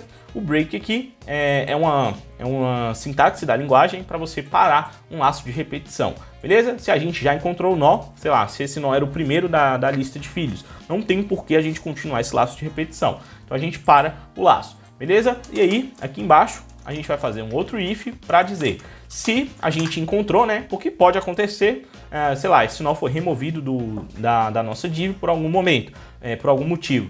Então a gente não vai ter esse new end container, porque esse if aqui nunca vai dar true, a gente nunca vai preencher essa variável que a gente criou. Então a gente tem que fazer essa checagem aqui, beleza? Então, se a gente tem esse novo end container, a gente vai fazer o collapse da nossa seleção, beleza? Para esse new end container, beleza? Porque agora esse elemento aqui, como a gente percorreu a árvore do DOM para achar ele, esse nó aqui vai estar conectado na árvore e aí esse collapse aqui vai funcionar, beleza? E o end offset vai continuar o mesmo, porque é a mesma quantidade de caracteres que a gente tem que pular. Então vou salvar aqui, vamos voltar aqui no nosso app, vamos tirar esses debugs, vou tirar aqui, ó, só para a gente ver se vai funcionar. E vamos lá, vou apagar o X, beleza? Ó, aqui está o meu cursor, vou apagar o X e ainda ficou um debugger aqui. Não. Tá, mas espera aí. Deixa eu atualizar aqui a página. Beleza? Atualizei a página. Vamos tentar aqui de novo, ó. Vou colocar um X de novo aqui que eu tinha apagado. Então, ó, meu cursor tá aqui, depois do S, vou colocar um X.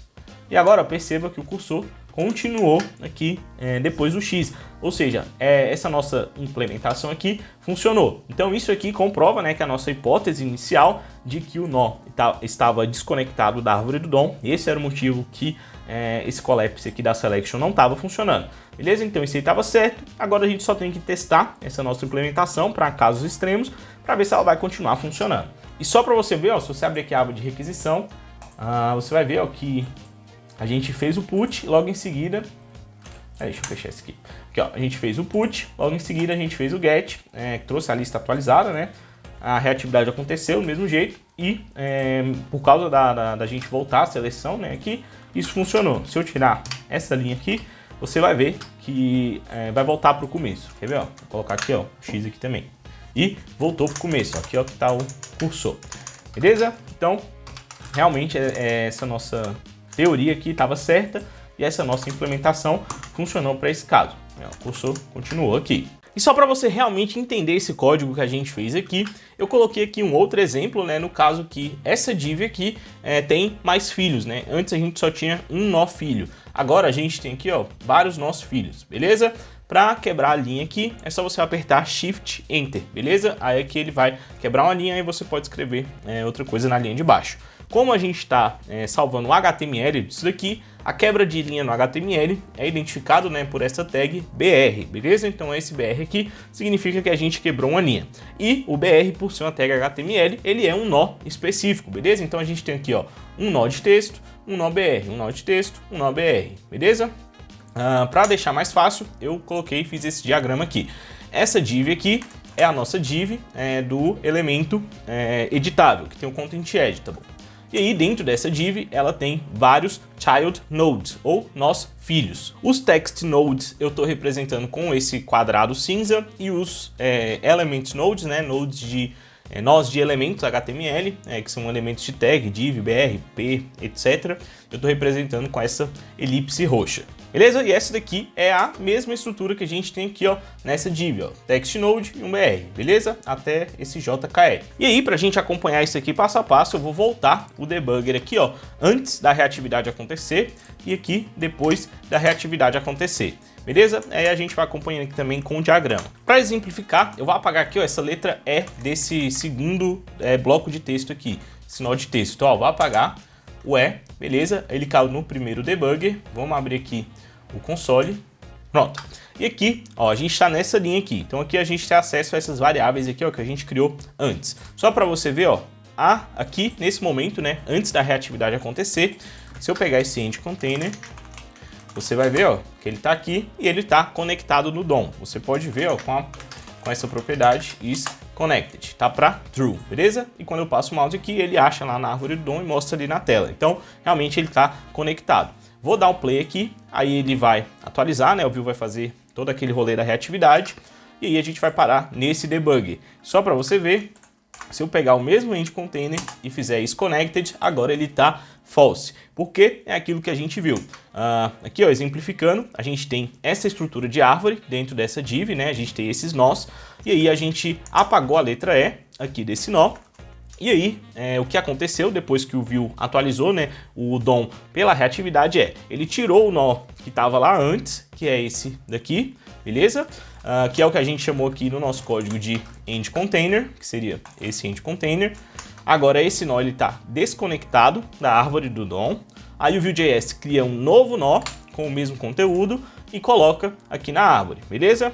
Esse nó aqui, a gente está procurando ele utilizando esse código, né? A gente está indo percorrendo todos os nós filhos dessa nossa div, beleza? Então com esse for aqui, a gente está percorrendo cada elemento desse aqui, um por um, e comparando, né? ABC é igual a esse nó? DF? Não. BR é igual a esse nó? Não. DF é igual a esse nó? Sim. Beleza. Se for igual, né, os conteúdos e o tipo do nó, aí a gente está fazendo o quê? A gente está setando esse nó que a gente encontrou na árvore dentro dessa variável new end container e parando o loop, beleza? Já achei o nó que eu queria, não precisa continuar. Então, esse loop vai parar aqui nesse terceiro nó, nesse terceiro elemento aqui, filho dessa div. E aí, esse novo nó aqui, que está conectado no DOM, é o que a gente está chamando de new end container aqui nesse código, beleza? E aí, se a gente achou esse nó, tá nessa variável new end container, aí a gente colapsa a seleção para esse container, né, para esse new end container que a gente achou no offset que já estava salvo lá, que a gente salvou aqui antes da reatividade acontecer, beleza? É isso que está acontecendo aqui. Vou só dar o play aqui no debugger para você ver, ó, que agora o cursor vai ficar onde a gente parou de digitar. Como esse código aqui vai crescer um pouco, vamos refatorar ele, vamos criar algumas funções para encapsular algumas lógicas aqui, para a gente não ter que fazer isso tudo de uma vez, quando a gente tiver um monte de código, beleza? Então, a primeira coisa que a gente vai fazer aqui é pegar essa lógica aqui, que a gente está fazendo para encontrar um nó dentro de um elemento e vai colocar numa função. Eu vou escrever essa função aqui dentro primeiro, depois a gente move ela daqui e coloca lá para cima para a gente não confundir as coisas, beleza? Eu vou escrever aqui primeiro. Então vai ser uma função. O que essa função faz é procurar um nó, né? Encontrar um nó dentro de outro nó, de um elemento. Então aqui, ó, vou chamar essa função de find node, beleza? Encontrar nó. Vou escrever em inglês mesmo, porque depois a gente vai tirar esse código aqui que a gente está fazendo e colocar lá no nosso serviço, então vai ficar bem isolado. E em português acho que vai ficar estranho os nomes aqui, então essa parte eu vou fazer em inglês, beleza? Então essa função, aqui a gente vai abrir aqui os parênteses para os parâmetros e a gente vai receber o elemento no qual a gente vai procurar e o nó que a gente quer procurar dentro desse elemento, beleza? Então aqui, ó, vou colocar o element, que é o elemento onde a gente vai procurar, e aqui vai ser o node que a gente quer encontrar dentro desse elemento, beleza? E aí, basicamente a gente vai tirar essa lógica aqui, colocar aqui dentro, e agora como a gente está dentro de uma função, a gente vai ter que trocar aqui, né, as variáveis que a gente estava utilizando para usar os parâmetros que a gente está recebendo. Então aqui, esse editable element agora vai ser só o element, beleza? Que é o primeiro argumento que a gente está recebendo. Então a gente está procurando, a gente está varrendo, né, todos os child nodes desse elemento para procurar esse node to find. Então aqui, ao invés de ser end container, vai ser node to find, beleza? A gente está procurando esse nó e a gente vai comparar cada nó filho desse elemento com esse node to find. E aí, a gente chamou de new end container, mas como a função agora está genérica, vou chamar de, sei lá, found node, que seria o node encontrado, beleza? O nó encontrado. E aí, a lógica é a mesma, no final a gente só tem que retornar esse node que a gente encontrou, beleza? Essa aqui é a nossa função, e aqui aí a gente vai criar esse new end container e vai usar a função, beleza? A gente só tirou a lógica, encapsulou numa função e agora a gente vai usar essa função. Aí aqui a gente quer procurar no nosso event.target, né, que é essa variável aqui, ó, editable element, então ele vai ser o primeiro parâmetro dessa função. E aqui, como segundo parâmetro, a gente vai passar o nó que a gente quer encontrar. E no nosso caso seria esse end container, beleza? Opa, end container. E aí, ele vai retornar pra gente, a gente vai salvar nessa variável, vai fazer o if aqui da mesma forma, beleza? Para não confundir, vou tirar essa função daqui, beleza? E vou jogar ela aqui em cima, antes do nosso export. Que depois a gente tira daqui, coloca lá no serviço de text utils aqui que a gente criou. Talvez a gente até mude esse nome, beleza? Igual a gente fez da outra vez. Vou tirar aqui os debuggers, só pra gente testar isso aqui, para ver que ainda tá funcionando. Beleza, ó, vamos aqui, colocar o E aqui, ó, atualizou e o cursor ficou onde ele tinha que ficar. Beleza, se eu coloco aqui, também. Só que essa nossa função aqui, ela ainda não atende todos os casos, porque a gente só está olhando os nós filhos do elemento, né? Se esse nó filho tiver outros nós filhos, né? Porque isso é possível, a gente está trabalhando com uma árvore, essa abordagem aqui não vai funcionar, porque a gente está olhando, né, somente esse primeiro nível aqui de filhos desse elemento. Se a gente tivesse um caso parecido com esse daqui, ó, onde um nó filho desse elemento tem outro nó filho, essa nossa função não iria encontrar esse nó aqui, ó, JKL, esse text node. E aí ele não ia encontrar o nó, não ia conseguir restaurar o cursor nesse nó se a gente tivesse modificado ele. E testando aqui, eu percebi, né, que o navegador, quando você aperta Enter, ele vai criar uma div para você, ó. Se eu apertar Enter aqui, ó, você vai ver que ele criou uma div, né, ao invés do BR. Se você aperta Shift Enter, ele cria um BR para quebrar a linha. Se você aperta Enter, ele cria uma div. Uma div é um elemento, é um nó HTML do tipo elemento que pode ter vários outros filhos, como é o caso aqui. Nesse caso aqui ficou uma div com um BR em branco, né, espaço em branco dentro dela, e a outra div com um text node, que seria esse JKL aqui. Se a gente mudasse, ó, deixa eu só apagar essa div aqui, e aqui a gente vai ter o mesmo exemplo que está aqui no diagrama, beleza? O JKL está dentro de uma div, depois do GHI, ok? Aqui a gente tem um BR, mas também não faz muita diferença. Se eu mexer nesse aqui, ele vai funcionar, beleza? Ó, o cursor voltou para onde ele estava. Agora, se eu mexo nesse JKL, deixa eu apagar aqui o K, o nosso código não vai encontrar esse node JL, né, que foi criado. Por quê? Porque ele está aninhado dentro desse elemento filho do elemento inicial que a gente está procurando. Beleza? E isso está acontecendo porque naquela nossa implementação a gente só está olhando esses child nodes desse elemento. Se algum elemento tiver outros child nodes, a gente não está checando esses nossos filhos alinhados. Esse foi outro problema que eu esbarrei quando eu estava pesquisando e testando aqui, achar uma solução para esse problema, e vou te mostrar como eu resolvi. O que a gente vai ter que fazer é refatorar essa nossa função aqui para checar também os elementos filhos do nó filho que a gente está checando no momento, beleza? Como que a gente vai fazer isso? Como a gente está trabalhando com uma estrutura em árvore, a gente vai ter que utilizar um algoritmo recursivo para poder checar todos os elementos possíveis dentro dessa árvore, beleza? Não se assuste, você vai ver aqui na prática que não é tão complicado assim, você vai entender. Então vamos lá, vamos reimplementar essa função aqui.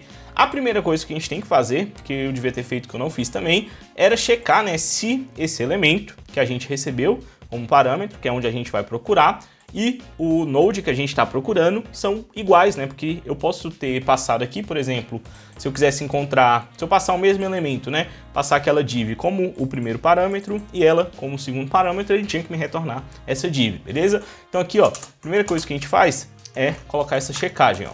Se o element ponto is equal node to find, o que a gente faz? A gente retorna esse elemento, beleza? Porque significa que a gente achou o node que é igual a ele, beleza? E aí, se o primeiro elemento aqui não for igual ao elemento que a gente está procurando, né, o node to find, aí sim a gente vai olhar nos elementos filhos, beleza? Por exemplo, usando essa árvore aqui de exemplo, se a gente passa essa div aqui, esse nó, como o primeiro argumento daquela função e passa ela também como segundo argumento, eles vão ser iguais, vai cair nesse if aqui e a gente vai retornar essa div. Significa que a gente achou o nó que a gente estava procurando. Essa função, né, teria que funcionar para qualquer elemento que a gente passasse. Agora, se eu não passo essa div, se eu passo essa div como primeiro argumento, mas eu passo esse nó aqui, ó, esse def como segundo argumento, a função vai fazer o seguinte, ela vai comparar primeiro esse elemento que eu recebi como primeiro parâmetro e o elemento que eu recebi como segundo são iguais? Não. Se não, aí eu tenho que olhar dentro dos nossos filhos desse primeiro elemento, do primeiro argumento que a gente recebeu na função, beleza? E aí é isso que a gente vai fazer. E aqui, antes de olhar nos elementos filhos, você pode colocar aqui uma checagem, ó. Se esse elemento que a gente está procurando, né, onde a gente está procurando, se ele tiver child nodes, ou seja, a gente vai pegar o child nodes, se o length for igual a 0, o length é a propriedade das listas, né, dos arrays também, que retornam a quantidade de elementos que tem dentro desse array, ou seja, se essa quantidade for 0, significa que esse elemento não tem nós filhos. Então, aqui a gente também retornaria, beleza? Então, se o elemento é igual ao nó que a gente está procurando, a gente retorna esse elemento. Se esse elemento, se não for igual, né, se não cair nesse primeiro if, e esse elemento não tem nenhum nó filho, não tem mais aonde eu procurar. Então eu retorno um undefined aqui, né? Esse return vazio vai retornar um undefined. Significa que a gente não achou esse nó. Agora, se ele não é igual ao nó que a gente está procurando e se ele tem child nodes, se ele tem nós filhos, aí a gente tem que varrer esses nós filhos um por um e procurar dentro desses nós. Só que o que acontece é, cada nó desse aqui é uma sub-árvore, né? Digamos assim. Então, para a gente procurar lá dentro, ela pode ter um nó, que tem vários outros nós, que tem outros nós. Então, para a gente conseguir atingir todos esses nós, ao invés de fazer essa verificação aqui que a gente fez, a gente vai fazer o seguinte, ó. O que a gente tem que fazer dentro desse nó é basicamente a mesma coisa que a gente fez aqui, né? A gente vai olhar, esse nó é igual ao nó que a gente está procurando? Se for, retorna esse nó. Se não, olha nos elementos filhos dele, nos nossos filhos. Vou escrever aqui só para você ter uma ideia. Então, o que a gente tem que fazer aqui é basicamente a mesma coisa que a gente já fez. Né? Então, vai ser if node ponto is equal node node to find, você vai retornar o node, beleza? Não sei se esse return aqui iria funcionar por causa do for, mas a gente faria assim, ó, found node é igual a node, beleza? Que aí a gente colocou esse found node aqui, criou esse let, e aqui a gente só preenche ele, e aqui a gente daria um break, beleza? Vai funcionar mais ou menos como se fosse esse return aqui, porque o return ele também para a execução do código e retorna o valor aqui que foi indicado, beleza? Então aqui a gente pararia o loop, porque a gente achou o elemento, e aqui no final a gente retornaria esse found node, beleza? Se isso aqui não for verdade, ou seja, se esse nó que a gente está olhando aqui não for igual ao nó que a gente está procurando, aí a gente vai ver dentro do nó filho. Então aqui, ó, a gente vai fazer, a gente poderia fazer essa mesma checagem aqui, ó, que a gente fez. Deixa eu pegar aqui, vou colocar aqui, e aqui ao invés de element ia ser node, beleza? A gente está olhando dentro dos nós filhos desse nó aqui que a gente está olhando em questão. Se não achar, a gente vai fazer o quê?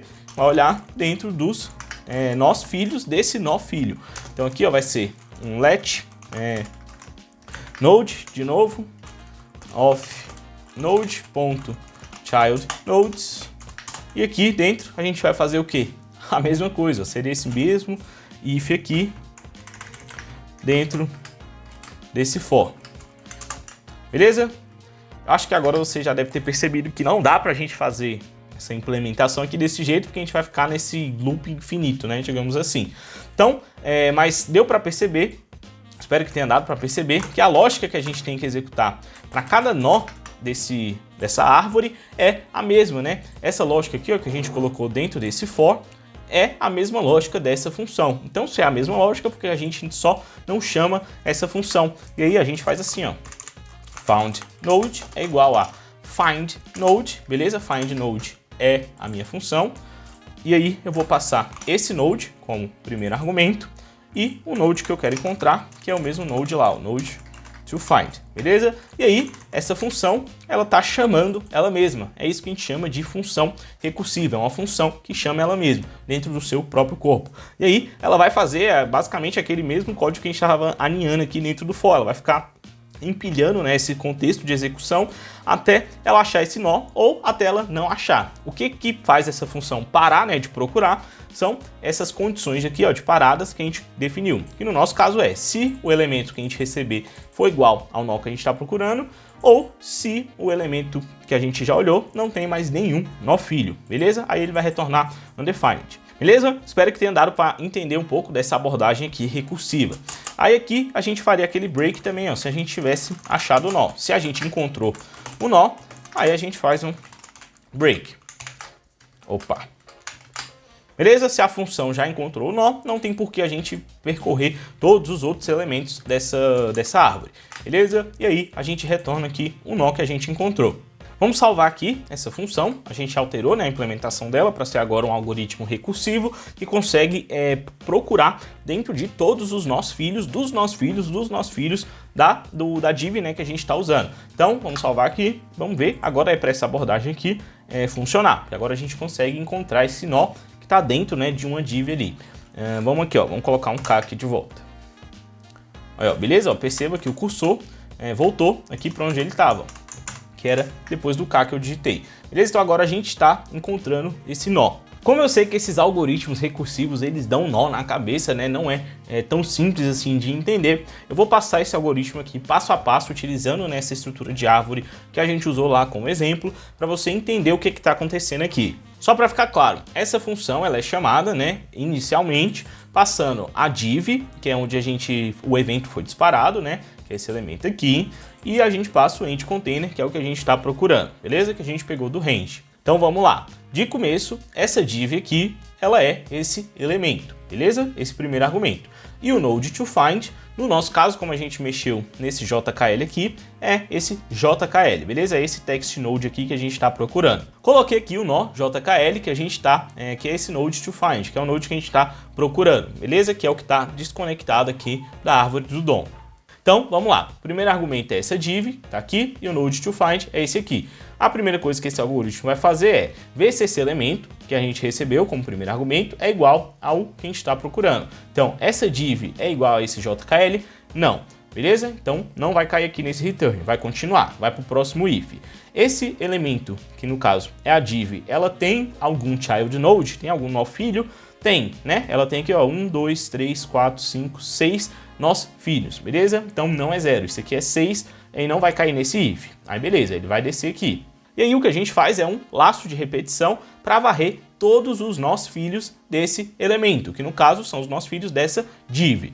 Beleza? Então vai começar pelo primeiro elemento. No nosso caso seria esse text node aqui, ó, ABC. Beleza? Então esse node aqui, na linha 13, é, nesse momento, esse node ABC.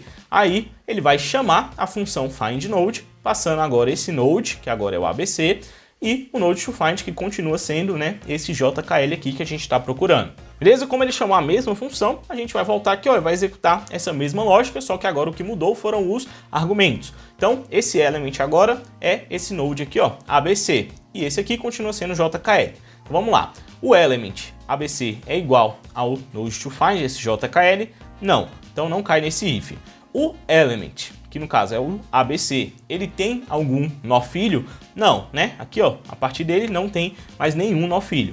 Então, isso aqui vai dar 0 e ele vai dar return, beleza? Então, esse return vai retornar undefined. Então, voltando para aquele contexto de execução, a gente estava aqui, ó, esse foundNode vai receber undefined, beleza? Caiu nesse segundo if. E aí, ele não vai parar o loop, porque aqui, ó, if undefined vai dar false. Então, ele não vai executar esse break. Então, ele vai repetir esse laço aqui, esse laço vai continuar, e o próximo node vai ser o BR, beleza? É o próximo node filho na nossa div. Como a gente está num laço de repetição, esse código aqui dentro do for vai ser repetido. Então, ó, agora o findNode vai ser chamado, né? A mesma função vai ser chamada, agora passando esse node BR e passando aqui o mesmo node que a gente quer encontrar, que é o JKL. Aí vai rodar a função. Agora o element aqui é o BR e o node toFind continua sendo o JKL. Vai rodar aqui o primeiro if. O BR é igual a esse JKL? Não, então não cai nesse if. O BR tem algum nó filho? Não, né? Não tem nenhum aqui. Então ele vai retornar aqui também undefined, vai acontecer a mesma coisa. Não vai parar o loop, vai para o próximo. Agora esse node aqui é esse próximo elemento aqui, ó, do nó filho da nossa div, que é esse DEF. E aí a gente vai rodar a função para ele. Esse DEF aqui é igual ao node que a gente está procurando? Não, não vai cair aqui. Tem algum filho? Não, retorna undefined, vai acontecer a mesma coisa. Vamos para o próximo, para o BR. Para o BR vai acontecer a mesma coisa, né? A gente vai chamar essa função, não vai cair aqui, vai cair nesse segundo if, vai retornar undefined, não vai parar o loop, vai para o próximo. Para o GHI, esse aqui também não tem nó filho, não é igual a esse aqui, aí ele vai para o próximo. O próximo elemento, filho dessa div aqui, é essa outra div. Então, esse node agora aqui vai ser essa div, e a gente vai chamar a função, passando essa div e o nó que a gente está procurando. Então, vai rodar aqui, ó. Essa div é igual ao elemento que a gente está procurando? Não, né? É uma div, esse aqui é um text node. Então, ele vai olhar, essa div tem algum child node? Tem, ela tem um child node. Então, um aqui é diferente de 0, então não vai cair aqui. Vai continuar. Aí vai olhar dentro dos nós filhos dessa div, vai fazer esse laço de repetição. Então, para cada node dentro dos nossos filhos da div, ou seja, só tem um no caso, né? Então vai vir para esse JKL. Agora, esse JKL vai ser esse node da linha 13. A gente vai chamar a função de novo, passando esse node, JKL, e aqui o node que a gente quer encontrar, que é esse outro JKL aqui que está desconectado. E aí, vamos rodar a função. Agora, esse element aqui é esse daqui, que é filho dessa daqui, e esse node toFind é esse daqui que está desconectado. Aí vamos para o primeiro if. O element, no caso, esse JKL aqui, é igual ao node que a gente está procurando, esse aqui? Sim, certo? Eles são nós iguais, né? De acordo com essa função isEqualNode que a gente viu. Eles não são exatamente o mesmo nó, mas eles têm as mesmas propriedades, mesmas características. Então, essa função consideram eles iguais. Então, isso aqui vai dar true e aí a gente vai retornar o element, beleza? Que no caso, o element é o primeiro argumento é esse aqui que a gente passou, beleza? Que é o que a gente tá pegando aqui, ó, dos nossos filhos. Então, essa função vai retornar o element, então esse foundNode aqui vai ser preenchido, essa variável, vai ter esse node aqui do JKL, que tá dessa div, e aí, if foundNode, no caso agora tem alguma coisa dentro dessa variável, ele vai fazer o break, beleza? Aí ele para o laço de repetição e a função vai retornar esse foundNode. beleza? Lembrando que esse found node é esse nó aqui, ó, JKL que a gente encontrou. Então, essa função vai retornar para quem chamou ela antes. Aqui eu acho que a gente já estava em 2 níveis, né, de empilhamento aí desse contexto da função, mas vai rodar o mesmo código aqui, ó. A gente tinha chamado, né, essa função aqui várias vezes.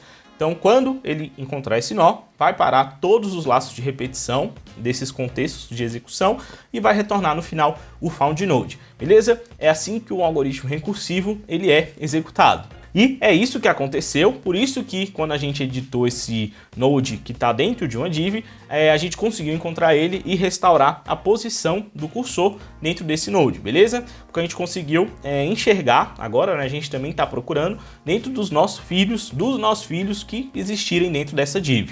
Beleza? Então só de usar essa função recursiva para encontrar o node, agora a gente já consegue aqui, ó, escrever qualquer coisa e ele salva o cursor no lugar onde a gente parou, beleza? Tá funcionando até nesse aqui interno, se a gente quebra a linha, coloca alguma coisa aqui, tá funcionando. Só que essa abordagem ainda tem um outro problema, ó, vou te mostrar. Se a gente tiver vários nodes iguais, ó, deixa eu te mostrar, ele vai voltar pro primeiro que ele encontrar, certo? Ó, mesmo que eu tenha parado de digitar aqui no final, ele volta o cursor aqui, ó, pro começo. Por quê? Porque a nossa função só está procurando o node, né? Comparando o conteúdo desse node, basicamente, e o tipo dele.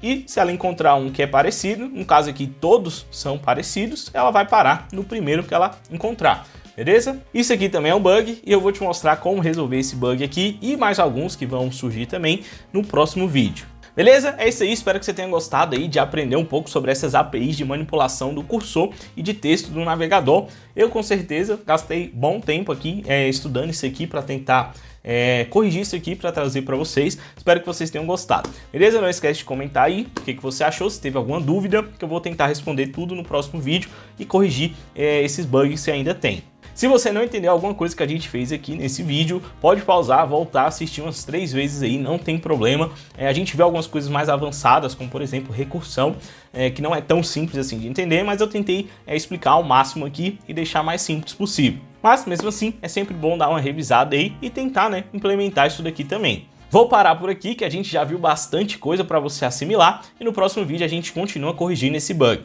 Beleza? Então é isso aí, um grande abraço e até a próxima!